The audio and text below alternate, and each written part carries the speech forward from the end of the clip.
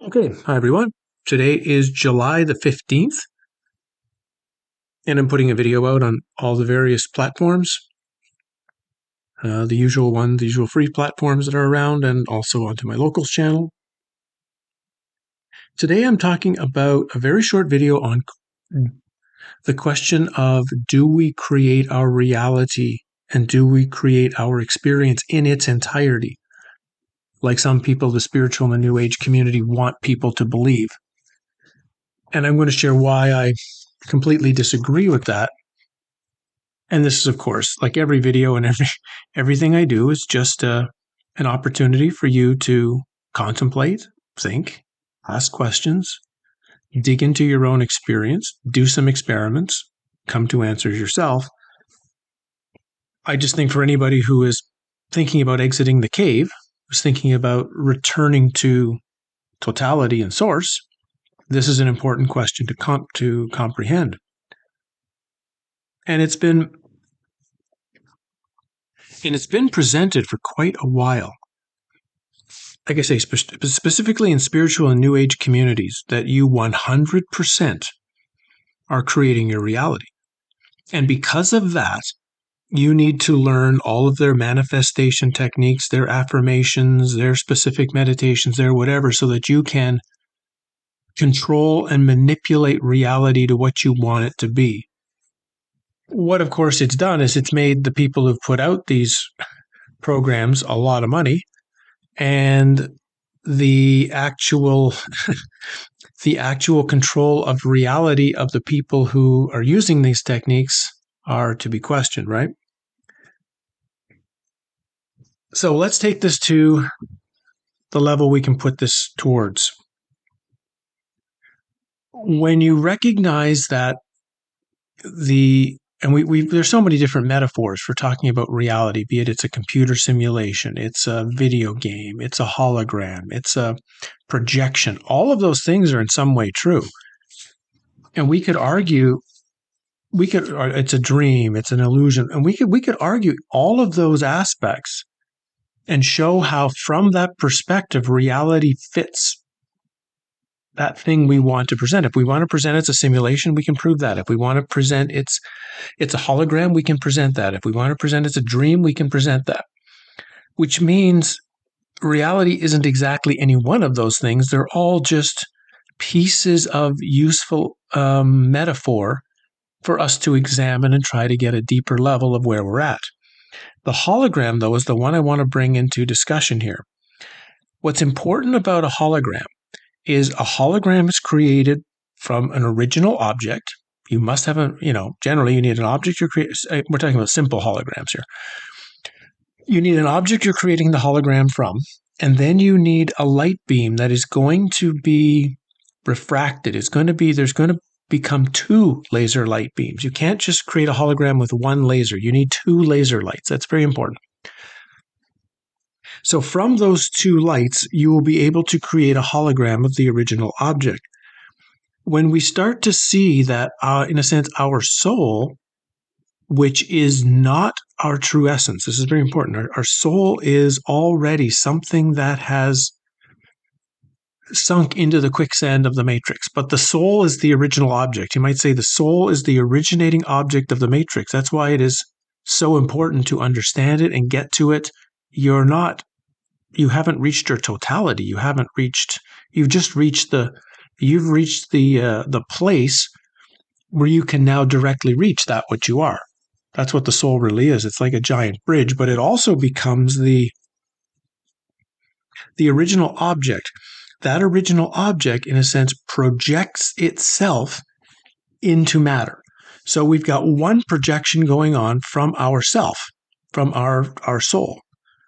There's a second, though, projection. The second laser light is happening from the manifestation itself, from the matrix itself, from the demiurge itself. So these are the two interweaving holographic laser lights that are merging to eventually create the holographic image we call reality. That means, when you take that to the understanding, it means that you are only potentially creating a maximum 50% of your experience and 50% of reality, because 50% of of everything in this realm is coming from the computer itself, from the projection, from the projection of that itself, of the creation itself. You are projecting the other half of it, which means if someone says you have no responsibility, everything is just happening to you, and you are just a victim of this world, well, that's incorrect, because we know we are projecting 50% of our reality. On the other side of it, someone tries to tell you you are 100% responsible for everything that goes on in your world. Obviously, that's not true, because you're only projecting 50% of the reality. An important subject to discuss here, because this will begin to shift how you begin to see, because it means we still at times have to take responsibility for actions and what occurs and what doesn't occur in one sense. And on another hand, we know that we don't have total control in this realm like we think we do. At least in the state 99.9999999% of the human beings walking around think they do, right? So we have this recognition that there's two streams happening to reality. I'm using the Adjustment Bureau movie a lot more. I think I'm going to have to do a more deeper dive into the movie, because I'm mentioning it more and more times. But you've got the Matt Damon character trying to present his view of reality, of his view of what he wants, and then you've got the fedora-hatted agents of the Matrix pushing their version of reality, and you're seeing a combination of the two being manifested into the realm. I'm simplifying, of course. The movie has so many more layers and pieces of depth than that, but that's just a simple overview of what you're seeing here. Another key element to this that I think is important to keep in mind when we're talking about the whole manifestation, we control our whole reality thing, is the idea of space-time, which I also think, because that's what we experience. We are experiencing a holographic matrix reality of which space and time are a part, which move the two-dimensional, because everything is two-dimensional. If you notice, everything is duality. Why is it duality? Because there's two different laser points coming into the manifestation process. So everything has to be dual if it's manifested. You can't only have one side of anything, because that won't create the holographic projection. You're beginning to see the whole duality thing here. So when you take on top of that space-time, which should be a two-dimensional image, just light and dark, up and down, yes and no, on and off, and creates depth, creates the third dimension of space, and a fourth dimension. We don't really live in a three-dimensional world. Actually, we live in a four-dimensional world, because it's time. We add time into it. And I'm just going to leave this as an overview thought for you as we leave this discussion. And that is, a great change, I think, will start to occur in your work, in your inner work, in your going within work, and in your seeing of the reality of the matrix. When you stop seeing time as linear, when you don't see time as linear, I know everyone wants to make time, they want to loop time, they want to make it a circle. But instead, when you see time as, what's the opposite to horizontal? Horizontal is, of course, flat. That's how we normally see time. But when it's up and down, like an up and down one. What is that? Upright or vertical. And up and down. When we see time as actually an up and down process, that time is not linear. So it doesn't operate like we're in a car, or we're walking and we're moving across a linear space. That's not time. Time is actually an element of depth. And that's really interesting, because, well, if time is depth, then what's the top and what's the bottom? Normally, people would right away automatically indicate The present, whatever the present moment is in somewhere in the middle of this up and down vertical line, and past is at the bottom and future's at the top. But why does it have to be that way? Why can't the past be at the top and the future is at the bottom? That, you see? But as you begin to move from a linear perception of time to an up and where the horizontal phase, and in fact the horizontal part of the graph, which is also extends sort of in three-dimensional space back, right? So you have like a flat table or flat piece of paper, that's space.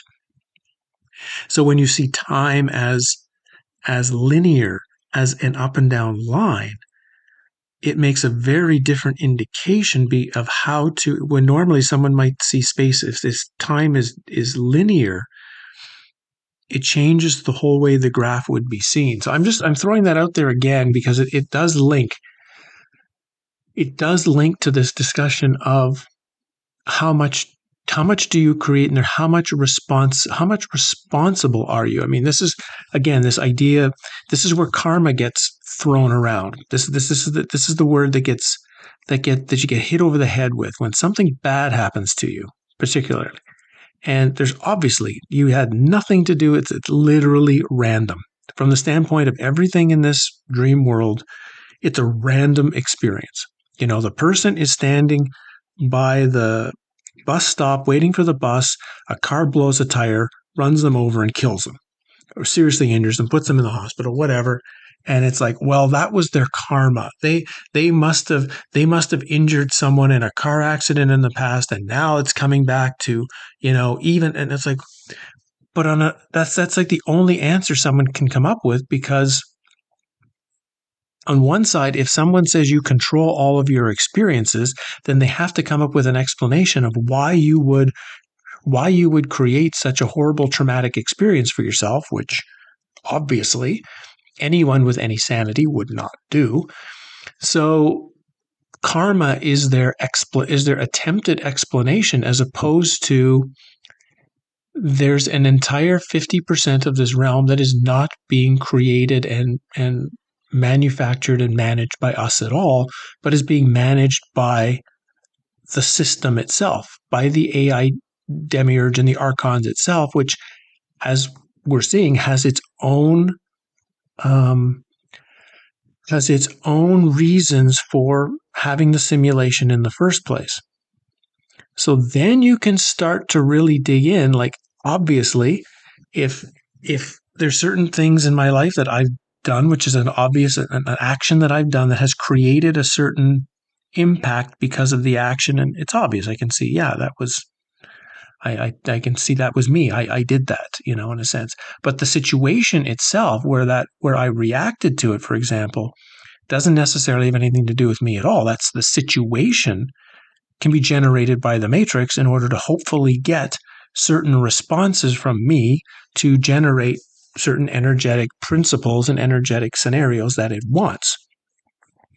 So again, what it becomes is when we begin to shift away from I am responsible for everything, and also away from I am responsible for nothing, in this sort of middle ground of I'm responsible for some things and not responsible for a lot of other things. The only thing we can do is deepen our awareness, is to work on going more deeply within, so that we are consciously aware of what's happening with outside of ourselves, inside of ourselves. What are our thoughts? What are our feelings? What are our emotions? And putting it all together in such a place where we are constantly able to create small gaps of space, small little gaps of space where we can use that moment in order to assess whatever situation is happening in our matrix reality and see what response in that moment is called for. That doesn't mean it's a standard response. It means, what is the response do you think is called for in the moment?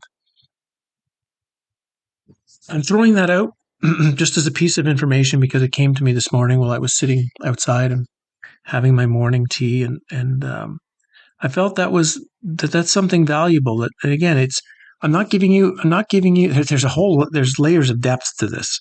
And I'm just sharing like the surface layer for you, those of you that are interested to sort of begin thinking, like I say, to begin thinking on this, to begin testing it out, to begin looking outward and within for situations and what's going on and how you're reacting to them, how you're not reacting to them. How do you feel you might have manifested a situation? How you feel you had nothing to do with manifesting the situation? And it's a way of really getting to understand.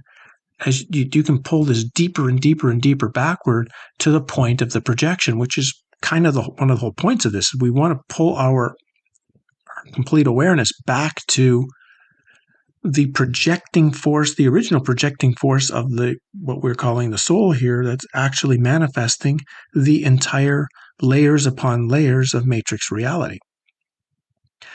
So I'm just leaving that with you for contemplation. Otherwise the book writing is coming along. I should have a few things ready in a couple of months. Next projects have been on the go.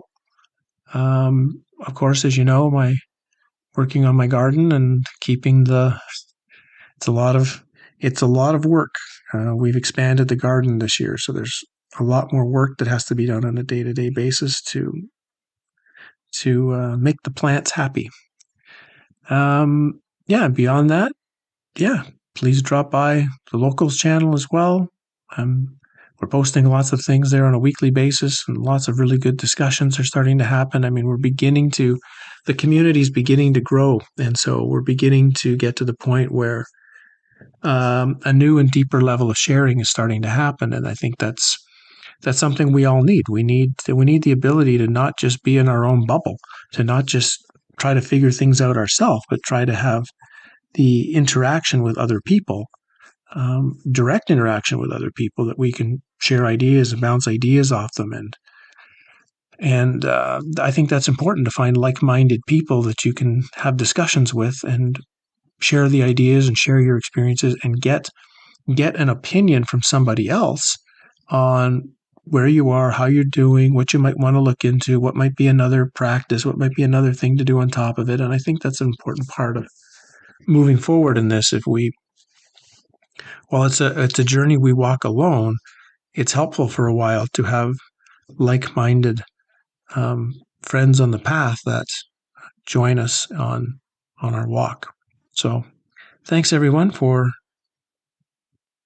giving this a listen, and we'll see you soon. I've got another video planned on a little one on history and a couple of photographs I want to talk about. So I'll bring that out in a couple of weeks before the end of the month.